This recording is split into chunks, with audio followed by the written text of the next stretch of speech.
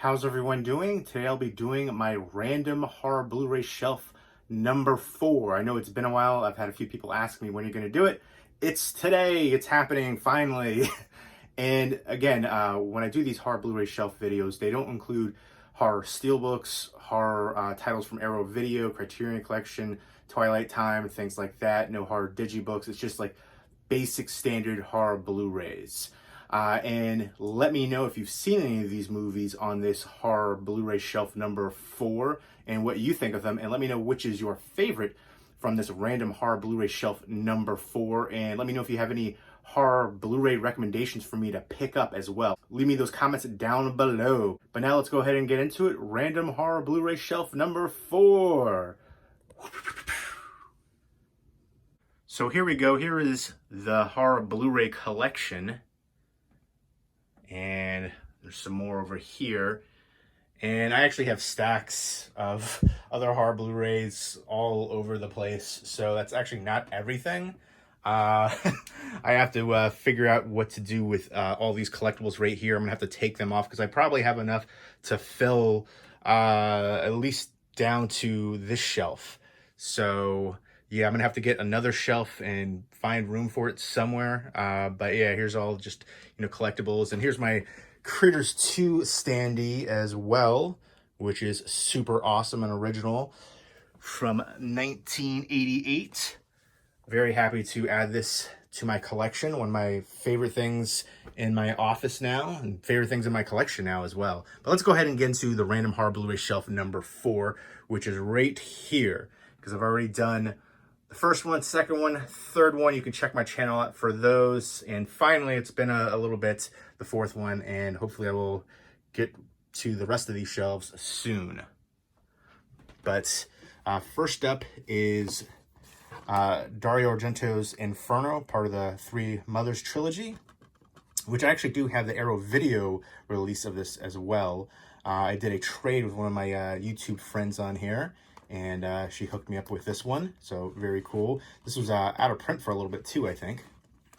And Cat's Eye from Stephen King adaptation, a real good horror anthology, one that I remember watching all the time as a kid. I think the Drew Barrymore summary is the one that like everybody thinks of when you think of this movie, but really enjoyable overall.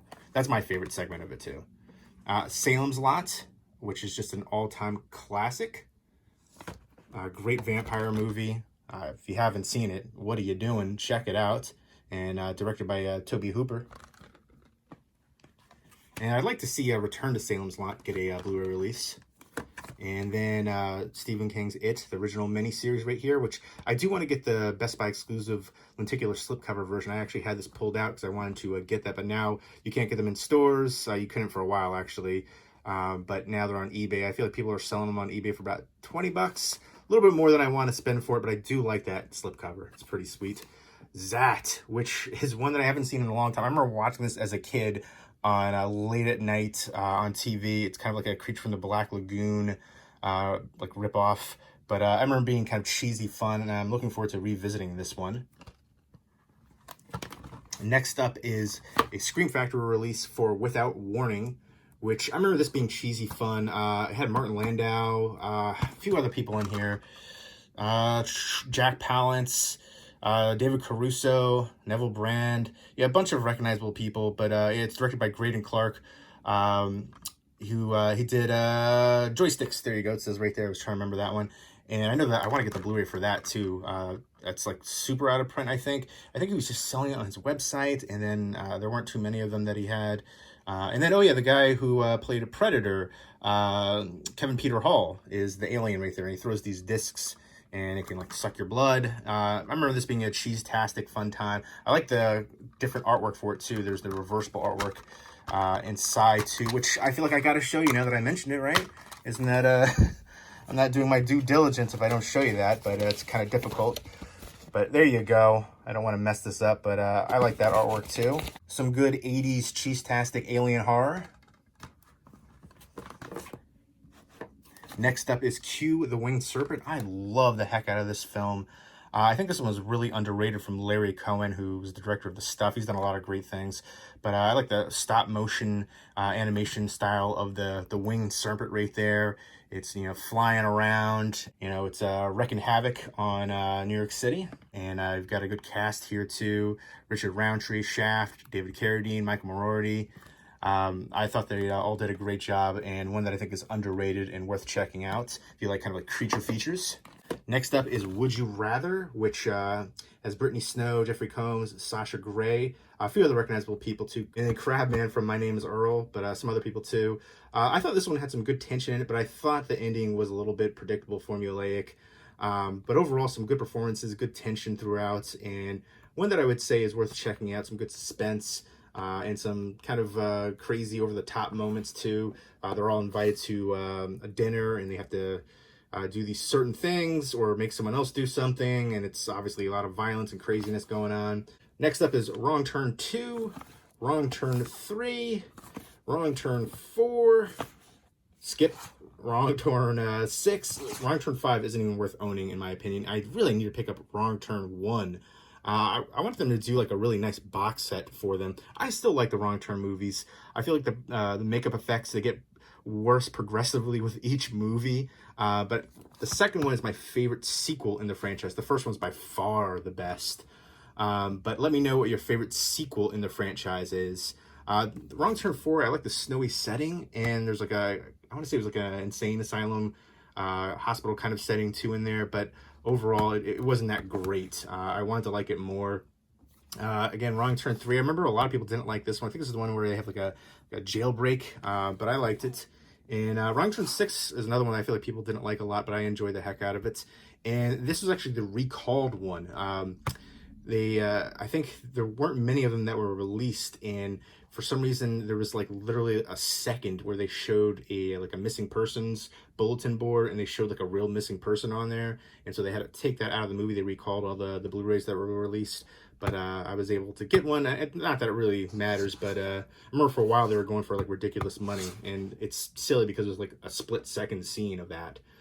Next up, I should show you the ones on top. What am I doing? Fright Nights, which I was able to get signed up by Tom Holland, and this is an all-time classic vampire movie. You're so cool, Brewster. Look at all the special features in there. Definitely better than the US release, unfortunately, because of the special features mostly. But yeah, there's some just awesome special features on here. 4K restoration. Love this one, an all-time classic. Let me know what your favorite vampire movie is. This would probably be like my second favorite vampire movie, maybe third actually. It's tough. There's some really good ones. 30 Days a Night is just an all-time favorite movie of mine. So that's my favorite vampire movie. But Lost Boys would be real close for number 2. But I think Fright Night, it's so tough between those two ones. And then there's obviously a ton of classics right there. But let me know what your favorite vampire movie is. And next up is Leprechaun Returns, which I remember seeing this on the Sci-Fi Channel and thinking it was one of the worst in the franchise. I know a lot of people don't like the Origin one, but I love the Origin one. It was just a different look to the Leprechaun. Hornswoggle, I think, was in there, but I thought it was gritty and dirty and awesome, and this to me just fell flat. Everything about it. I like how they tied it in though, or tried to tie it in from the original one. Certain characters and stuff like that. But overall, the cast, the premise, it was supposed to be like a sorority, and there's like only like 4 girls in the sorority or something. I think there's got to be a rule. You got to have more than that. But even the Leprechaun didn't have some of the best lines. Like some of the best lines in the movie were by some of the other people. I was just like, you can't do that to the Leprechaun. The kills weren't that great. Overall, I just thought it was disappointing. I do want to revisit it though, just to make a final decision on whether to keep or purge it from the collection. Next up is I Still See You. This is kind of like YA horror to me.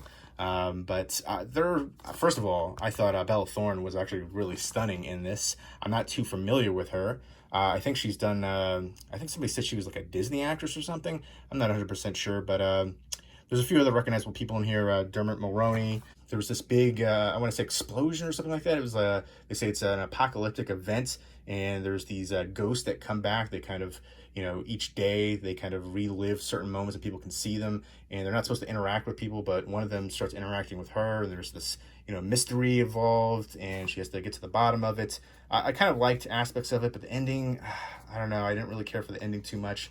and it felt a little too, you know, in that YA bubble, but I did think it had some good atmosphere and some cool, unique parts too. So that's another one I'm kind of like torn on. I feel like I'm keeping it because I thought Bella Thorne was hot in there, and overall it was just kind of an average movie. I wanted more from it. I thought the premise wasn't bad, but just made me want more from it essentially overall. So yeah, I don't know. Let me know if you saw that one. Let me know if you've seen any of these ones.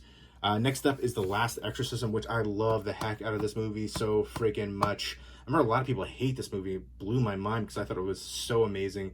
I love the ending to it. I love the whole concept to it. I think this one is so super underrated. And then the lead actress, I believe her name is Ashley Bell. She's so great doing those contortionist movements. I've seen her in a bunch of other things since The Day, a few other things, but she's a really good actress, and I liked her in this role. Definitely happy to have this one in my collection, and I would recommend it if you're into exorcism possession movies. And I think The Last Exorcism is one of the best found footage movies too. I'd probably say my top 7. I'm going to be like really picky with that. I think that The Blair Witch Project and Paranormal Activity are the 2 most overrated horror movies in history. I don't think there's anything special about those movies aside from the marketing. Even the marketing doesn't really work for me now looking back on it. So you're telling me that you thought that there's a real witch living in the woods in Maryland, and if you were over the age of 5, get out of here. Come on. Because that's just so ridiculous. If you believe that, I got a bridge to sell you. But yeah, I can't stand those movies. I don't understand the appeal still to this day for those 2 movies. They were boring. Nothing really happened. You know, Paranormal Activity had like one jump scare at the very end, and most of the time there's just, you know, people walking around when they're sleeping, you know, sleepwalking. I guess that could be scary if you're freaked out by that, you know. I don't know, but I love the heck out of this one. Really cool concept, unique. Next up is Let Me In, which I believe this is the Canadian release. And, you know, it's got that cool slip cover, which is the main reason why I got this edition. I dig that. I think this is an unnecessary remake, but a good remake. So I'm kind of torn on it because of that. Yeah, this is definitely the Canadian release right there. Canada has some really cool slip covers. So I broke down and got that one. I like a lot of the people involved in this film, a lot of the actors too. Matt Reeves, the director, and Elias Koteas was really good in here. I'm a big fan of him all the way back to Some Kind of Wonderful. But Chloe Grace Moretz, Richard Jenkins, Cody Smith-McPhee, they're all great in here. But again, yeah, I felt like this was a good remake, but an unnecessary one too, because Let the Right One In is just an all-time classic and another phenomenal vampire movie too. I think that is a transcendent horror movie. And next up is Jason Goes to Hell. This is, I believe, Spanish edition. Is that, I believe that's what it is. Movie Chatter sent this to me. Very cool. I hope to see this get an unrated Blu-ray release at some point. I heard rumors that there's going to be another Friday the 13th box set release coming up. I'm a little skeptical of when that will happen, but I would love to see it happen. I missed out on the 10 edition, so I would definitely like to see a re-release. I'm surprised there hasn't been a re-release yet. But thank you so much, Movie Chatter, for sending this to me. I definitely appreciate it. Movie Chatter is an awesome channel, by the way. Got to get her to make some more videos on here, but definitely go check out the content she's made. Another fellow New Jersey, you know, Blu-ray tuber, movie talker on here. Next up is The Haunting in Connecticut. This one I thought was pretty creepy and atmospheric. I remember not loving the ending, though. I felt like the ending was a bit of a cop-out, but I do need to revisit. It's been a while. Halloween 2. And I think this is one of the better horror sequels out there, too, and probably one of my favorites in the franchise overall. I feel like this one is one of the main horror franchises that kind of goes downhill progressively, and it's probably like my least favorite of the big franchises. You know, Friday the 13th, Halloween, Texas Chainsaw Massacre, Nightmare on Elm Street, of those big ones. And I think because there's so many ones that aren't as good in the franchise, some ones that people love in this one too, but let me know what your favorite sequel is for this one. And then obviously the new one that came out kind of changed the whole timeline. Let me know what you think of that aspect too. And if you're looking forward to the new Halloween movies coming out, 2 were announced to be coming. But I love the hospital setting in here. It's, again, one of my favorite settings for horror movies. A snowy setting, number 1, but I do like the hospital setting too.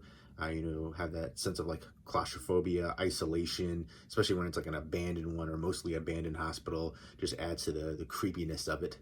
This is the 30th anniversary edition. I also didn't jump at the Halloween box set. I know that was a big mistake on my part, and that goes for, you know, a hefty sum as well. Hopefully they'll do a re-release for that too. Maybe not, because that was a really nice edition.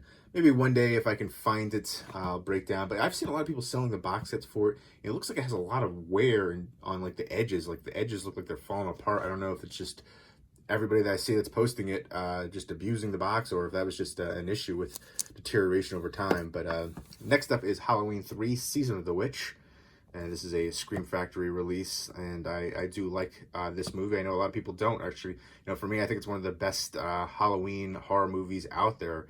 I love the heck out of it. I know it doesn't have Michael Myers, but still, initially they were talking about the plan was to, going forward, if this did well, to do kind of like almost like an anthology series with, you know, different stories for each movie. So I thought that was kind of cool. Again, I like that one a lot, so I know a lot of people don't, but I do. And then next up is Halloween 5, Revenge of Michael Myers. I was able to get this one signed up. And again, I really want to get that box set though. Maybe one day. Hatchet, which I was able to get signed up by Adam Green, who still signs for free, I believe. So that is pretty awesome. Victor Crowley Lives. To me, this is one of the best modern American slashers out there. Great throwback to 80s slashers. And great gore effects. Has one of the best kills ever for me in a horror movie. So I love the heck out of it. And Hatchet 2, I'm going to revisit this one. I remember not really liking this one that much. I think it had like 2 good kills and then Danielle Harris. It was pretty much my my synopsis of that right there. But $5 at Kmart. When my Kmart was still around down the street, it's now closed. I don't know how that thing stayed open for as long as it did, because it hired the worst employees for decades. That and the Pizza Hut. It's just both of those ones. How could they go out? Pizza Hut. How could that ever go out? But it didn't have like a delivery driver for a year. How could you even exist as a pizza place without a delivery driver? All right, end rant. The places in my town were just hiring crappy people for decades, essentially. But I do need to revisit this one because I don't remember really loving it outside of, again, Danielle Harris and the 2 kills. Next up is Hatchet 3, which I was able to get signed up by a lot of people involved with the film, including Adam Green, Caroline Williams, Kane Hodder, who plays Victor Crowley. So that was pretty awesome, and some more signatures on the back there. This is just like a big, you know, nod to the fans of this franchise. So many different, you know, people brought back, and, you know, cameos and things like that. Zach Galligan as the sheriff in here too, and, you know, Derek Mears and Caroline Williams and Danielle Harris. Great cast in here. It's just a fun movie too, just all out craziness, over the top. Again, I love Victor Crowley as a character. I will say the Victor Crowley movie, which was the 4th movie in the Hatchet series, was terrible, awful, disgrace to the series, unfortunately, in my opinion. I don't know if it's just less of a budget or what. I'm really surprised that wasn't better of a film. I think that the franchise has a following, so I don't understand it. At this point, you know, getting some new people involved, Adam Green still has to be the creative mind there, but I don't know, it deserves a better sequel, a better franchise outing than Victor Crowley. So I would love to see more movies in the franchise, but a step up from Victor Crowley. Go back to the roots of the first one. And the third one, the first and the third are, you know, from my favorites. The first by far. And next up is Heartless, which is kind of like a dark fairy tale horror movie with Jim Sturgis. I think this one's kind of underrated. It's been a while since I've seen this one, but I remember enjoying it. And this is directed by Philip Ridley, who did some bizarre films. This is his 3rd film. I know there was another movie that he was planning to make, but never happened. First one, Reflecting Skin with Viggo Mortensen, was so bizarre. And then his second one, The Passion of Darkly Moon, also very bizarre, very much akin to Reflecting Skin. I think it was going to be like a trilogy. And this one was supposedly part of the trilogy, although the other 2 were from American, kind of a look into, you know, American life. But The Passion of Darkly Moon with Brendan Fraser, Viggo Mortensen, who again was in Reflecting Skin, and then Ashley Judd, was another really kind of bizarre film. But yeah, Heartless takes place in the UK. And again, I think this one is underrated. I believe this is a Canadian release for it, because we don't have a Blu-ray release here in the US. Next up from Lucio Fulci is Devil's Honey. This is a Severin release. This really isn't a horror movie. It's an erotic thriller, and it's really not even that good of a movie. But I kind of do like the ending, and the special features in here were awesome. So really cool special features. Sometimes the special features are better than the movie itself. That's definitely the case here. And Lucio Fulci was really sick when he was, I think he was still sick when he was making this film too. But I don't know, this isn't a good film. This is one I should probably purge from the collection, but I really do like, I guess, like the ending of it. It's just a bizarre movie. There's, crazy saxophone, and the woman just loses her mind, essentially, and kidnaps this guy and blames the guy for the death of her boyfriend. But yeah, just a bizarre movie. Not really that good, but I don't know, something about it. I definitely think the lead actress is super hot, but she's a terrible actress. Next up is Friend Request, and I actually like this movie. I feel like this one got a bad rep, and I think people just didn't give it a fair chance off the bat. They were lumping in with other movies like it, like Unfriended. Unfriended was terrible. This movie I thought was a lot better, and didn't revolve around just like a webcam.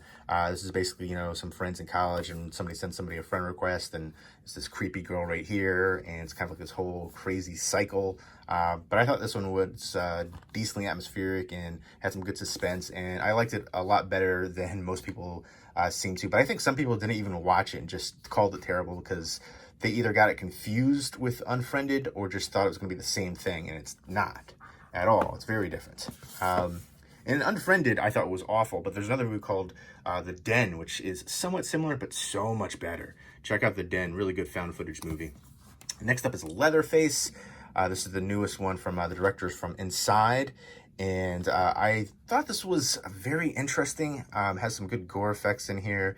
And they took some risks. I'll give them that with, the Leatherface character. And there's so many different issues with the whole Texas Chainsaw Massacre family and, the timeline and all kinds of things like that. I like the cast in here too. You got Lily Taylor, Stephen Dorff. And again, this is directed by Julian Maury and Alexandra Bastillo, who directed Livid and Inside, which are amazing French films. But I do like this film overall. But again, I can understand the complaints when people talk about the character and what they did and, certain things like that. But I still enjoyed it. And next up is Apollo 18, another really good found footage movie. Again, a lot of people didn't like this one, but I love the heck out of it. I did a review of this on my channel years ago when this came out. Good sci-fi horror film, something unique, and I dig it. Let's move this over here. Next up is AVP, which I was able to get signed up by Lance Henriksen. And it's funny, I posted this on like my Facebook page for YouTube, and his page liked it. And I don't know if it's him or some kind of, reps that he has, but that was cool to see. And I like this one. I know a lot of people don't. Requiem was just hot garbage to me in comparison. This is like, one of those great, monster mashups you always want to see, like Freddy vs. Jason, stuff like that. So I thought it was a good time. Again, I like the snowy setting too.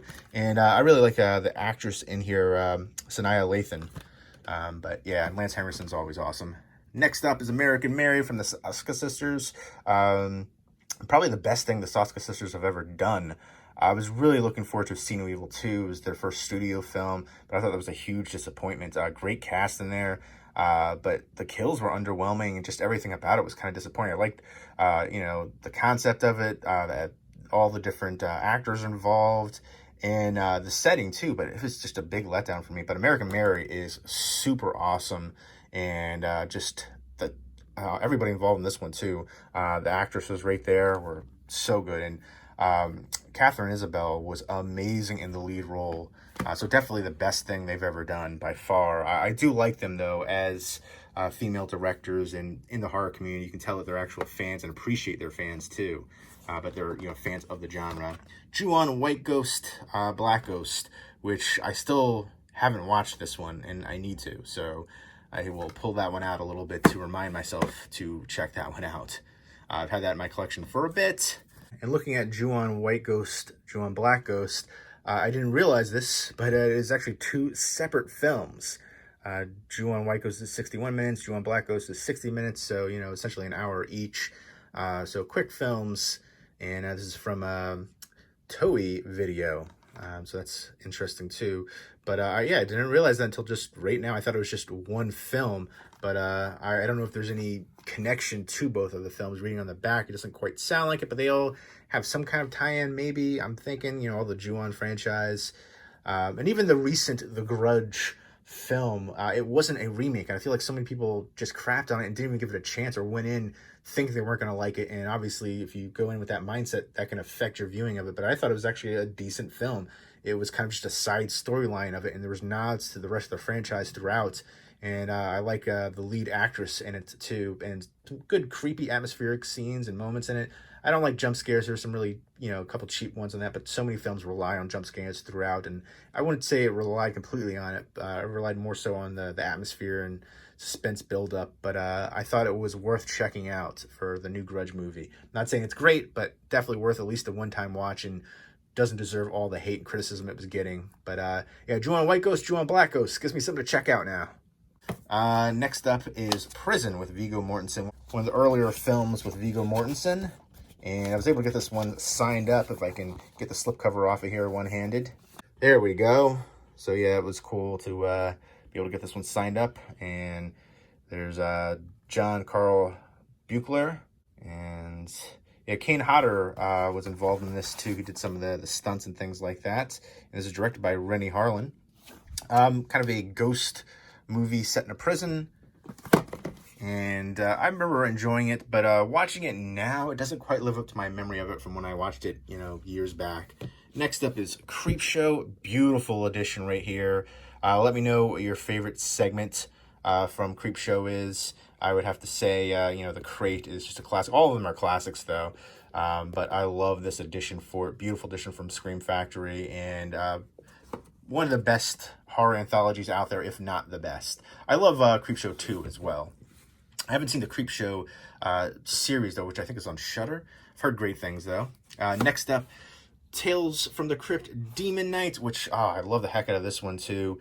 I remember watching this one on HBO. Actually, this one and Bordello of Blood when I was a kid. And I like the cast here, too. Billy Zane, William Sadler, and then you also have Jada Pinkett and CCH Pounder, a few other recognizable people. There's this ultimate evil demon collector, and I remember there's all these different ghouls and stuff like that. Some creepy scenes in there, and some good tension when they're all holed up and trying to hide.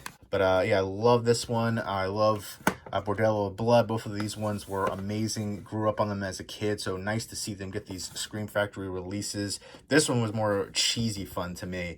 Dennis Miller, Angie Everhart, Corey Feldman. It's just so ridiculous, vampires and and a bordello. But I love it. Next up is Ghost Story. This is a classic ghost story movie. Great storyline. Fred Astaire, Douglas Fairbanks Jr., Melvin Douglas, John Houseman. Really good storytelling for this. And, going over from when they were younger to now in their club that they have, the Chowder Society. And, yeah, I'm happy to have this one, another Scream Factory release. I know a lot of people actually ask me to do Scream Factory video, my collection, but I don't have a ton. But then now looking up there, I have a bunch in a row right here of them. Another Scream Factory release is Darkman. One of the earliest roles that I remember seeing Liam Neeson in, at least from when I was younger. Now I've seen a bunch of movies with him. But this is a classic. I love everybody in here too. But Larry Drake was so awesome. Francis McDormand too. Music by Danny Elfman and directed by Sam Raimi. Another Scream Factory release, The Sentinel. This one is, to me, one of my favorite movies from the 70s.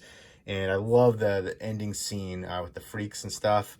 But this one is a great cast in here. A bunch of cameos in here. You've got Chris Sarandon, John Carradine, Ava Gardner, Jose Ferrer, Burgess Meredith. I mean, there's so many recognizable people in here. A few people throughout too that have just really small roles, but love that film. One of my favorites from the 70s. Next up is From Dark, which I believe this is from Ireland. Interesting and unique vampire tale. Very simplistic, but it works. Stung, which is a really good killer bug movie. And oh man, what's the one actor in here? Clifton Collins Jr. He is so good in this. I think he's a great actor in general. Lance Harrison, a few other recognizable people, but this is a really good modern killer bug movie that I'd recommend. Honeymoon, which this movie blew me the heck away. I did a full movie review of this one on my channel when it came out, and oh, I love this movie from Lee Janek. But this movie is such a weird, twisted movie, sci-fi horror movie. I love the heck out of this movie. It's so trippy and bizarre. You know, you think it's going one way, then towards the end, there's a certain scene that's just kind of comes out of left field, but I love it. And great performances from the two leads especially. But you know, that's one that has some dramatic pacing, so you have to take that into consideration. Might not be for everybody in that regard, but I love that movie so freaking much. So underrated, Honeymoon. That feeling of isolation too. They're, you know, going away for their honeymoon in this in the secluded woods and stuff, and it really works. Next up is Meet Me There, which I remember seeing this one a while back, and it has gold dust in there.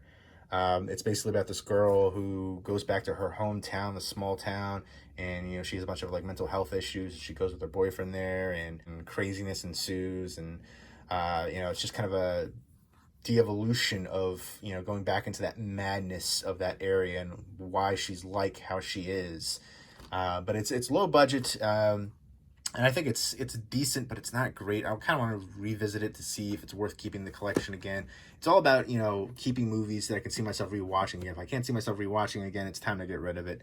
But I remember loving aspects of it, but also thinking it was, you know, overly dramatically paced in some aspects, and they could have built up tension a little bit more in certain scenes, but I think it did have good mounting tension throughout.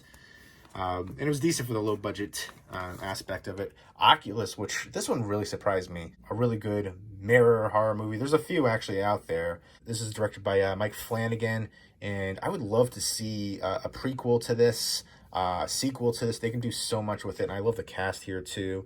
But this one really is one that I think for modern horror fans that will, you know, they'll enjoy, for Insidious and things like that. Sinister, if you like those ones, I think you'll enjoy this one. I wasn't, you know, the biggest fans of Sinister and Insidious, so I know, you know, it's kind of a sacrilege to say because so many people love those ones, but I think they kind of rely too much on jump scares and certain things that have been done so many times before. Even though there have been mirror horror movies, I thought this one was pretty unique and has some good tension throughout, and I liked it a lot, and I would love to see like a franchise built around this, and more, you can go in depth with the history of it and things like that.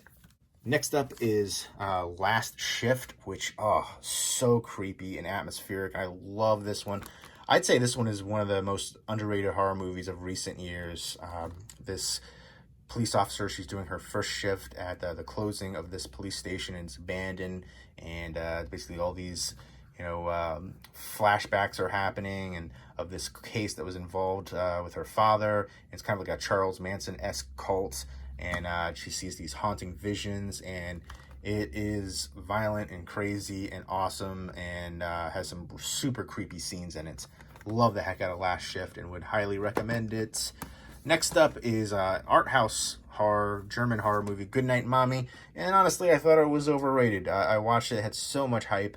I felt like it really wasn't even horror. It was more drama than anything.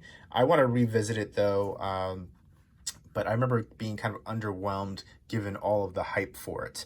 I thought it had some good cinematography, some good, you know, decent tension, but I just wanted a little bit more from it. Again, you know, it does have a good sense of paranoia throughout, but I want to revisit that one again. German art house horror. It's kind of like Dead Ringers-esque. This mother comes back from the hospital with bandages all over, and these two twin boys right there aren't sure if it's the real mother or not. And yeah, you know, she's all covered up, and there's kind of a, you know, the big ending right there, which again left me wanting more from it. Another one that I think is really underrated is We Are Still Here, and this one to me has nods of Fulci all throughout, and it does have some snowy setting aspects too. And this is directed by Ted Geoghegan, who did an amazing job here.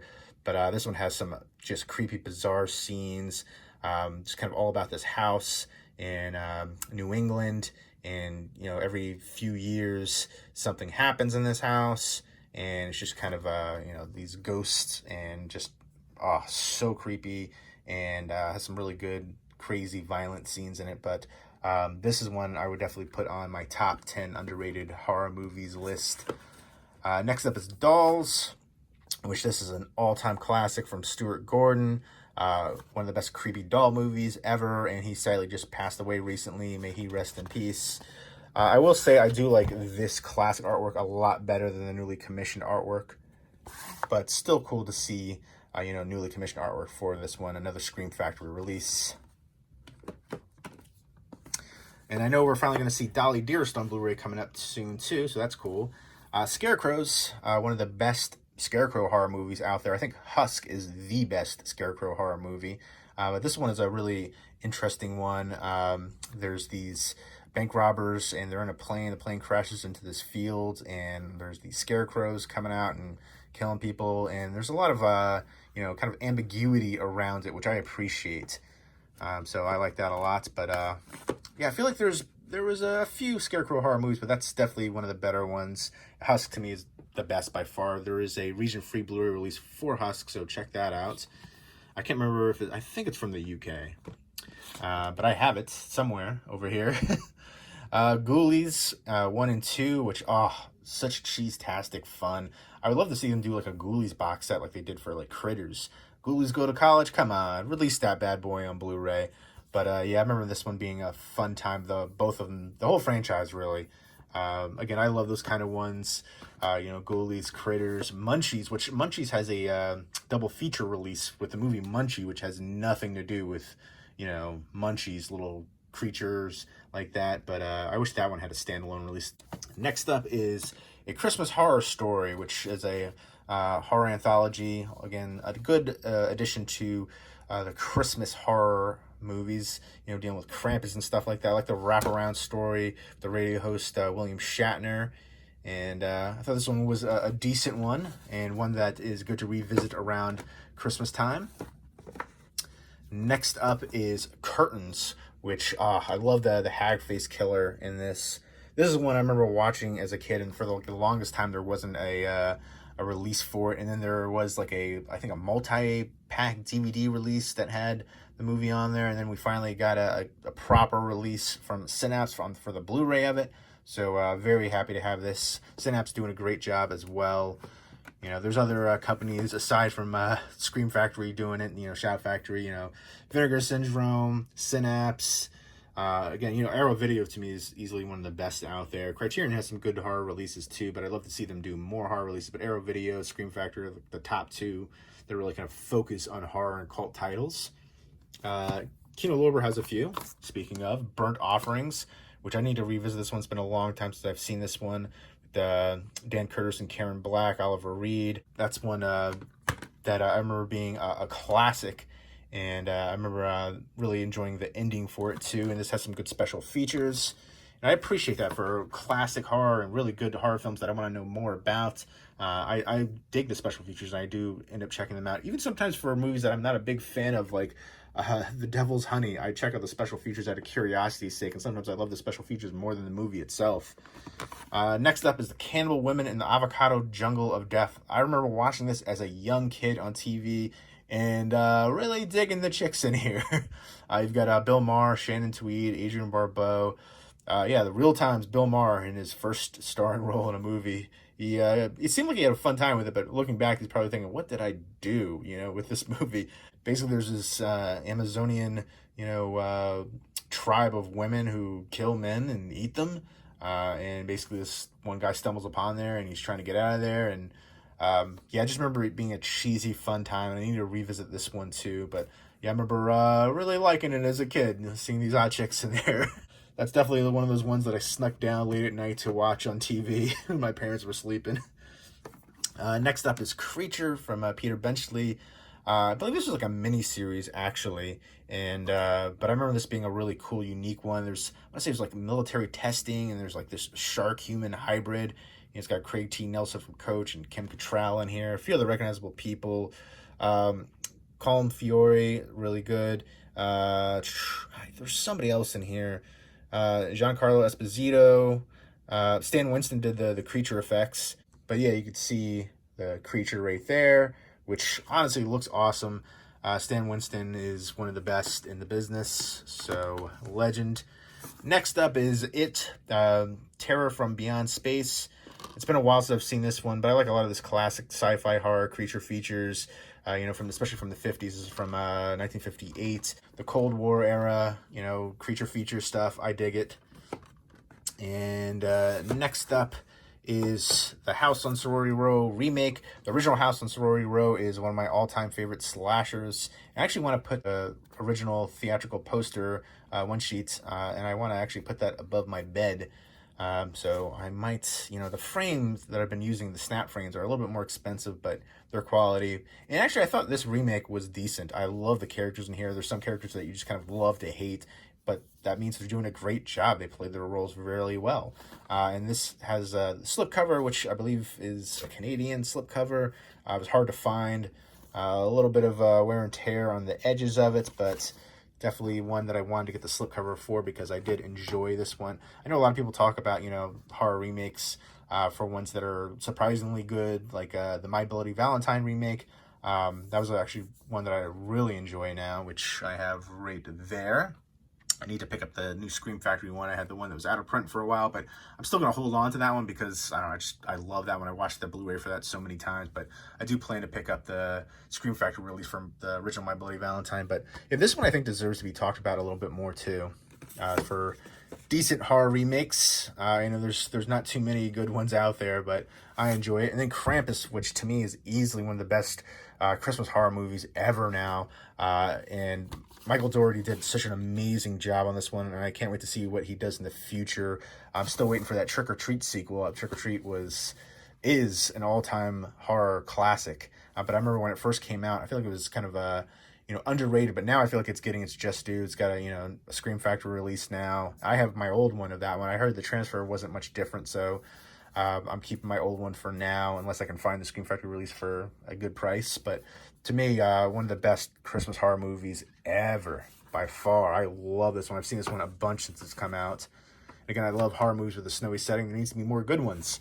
Next up is The Blackcoat's Daughter, easily one of my favorite modern horror movies, one of the most underrated modern horror movies as well.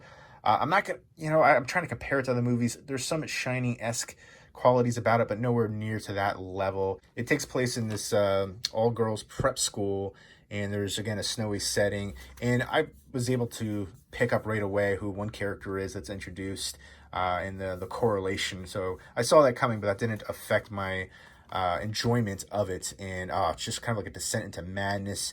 And there's certain scenes in here that are just so creepy, and it's such an atmospheric film. And I love this one too. Emma Roberts, Kiernan Shipka, who are both amazing in here. And then there's a few other recognizable people throughout too.